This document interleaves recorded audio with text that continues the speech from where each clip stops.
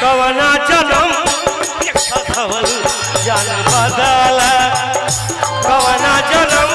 के सधवल जान बदला प्यार को के हमके हो प्यार को के हमके बना दिल छोटू भैया गलती बात नेहा बैठ गई हमरा दुख होता नेहा एगो कलाकार न बड़ी कलाकार के कोनो भी बात दिल पर आप क्या बोले थे कलाकार के नाते बोले थे ना हाँ जरूर मेरे पक्के माया अब वो न जानेंगे आप जानिएगा मेरे पक्के माया सब धड़ खा के बिलाई भली भगती कहाँ कहाँ जवाब देबू ए मनीषा इधर आवा कहाँ जवाब देबू हम बैठब कहाँ जवाब देबू अरे तो सुन पगली रे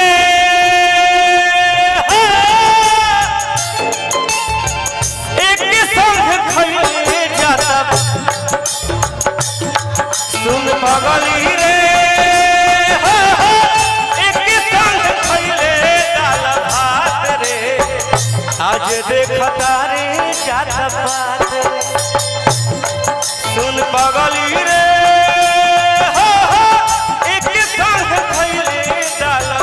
छोटू भैया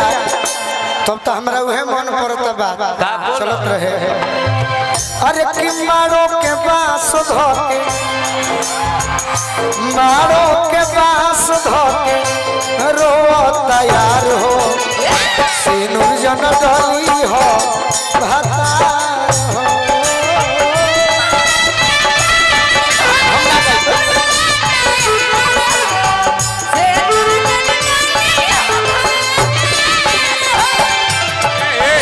बाकी नेहा के बैठल ना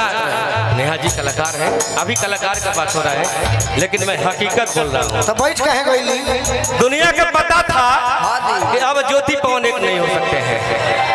रोशन रही और उनकी वो एक नहीं हो सकती है लेकिन हुआ लोग अच्छा बेइज्जती कैला के बाद बेइज्जत बैला के बाद 10 साल पहले हमरा के निष्ठा नाम धइले रही कि ना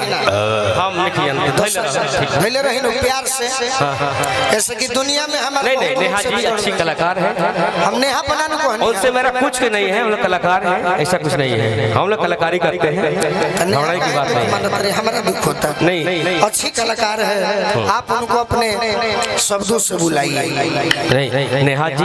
बड़ी अच्छी कलाकार है और मैं बोल रहा हूँ कि अगर आएंगी तो अच्छा लगेगा आएंगे अब नहीं मंच जमाना है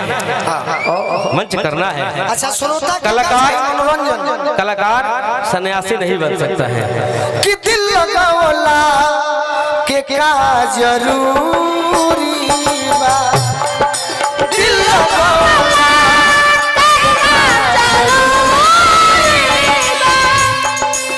दिल लगावला के का जरूरी बा ए छोटू भैया है ना देखिए हमारा और भाई को और देखिए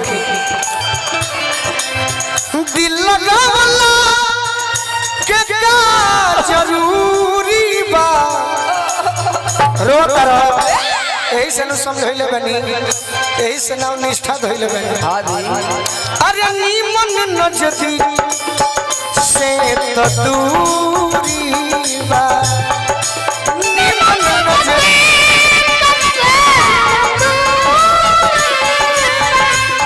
अरे दिल लगावला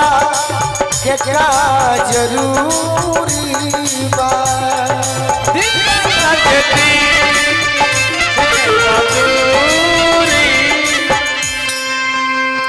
काहे छोटू भैया कुछ हो गइल का ना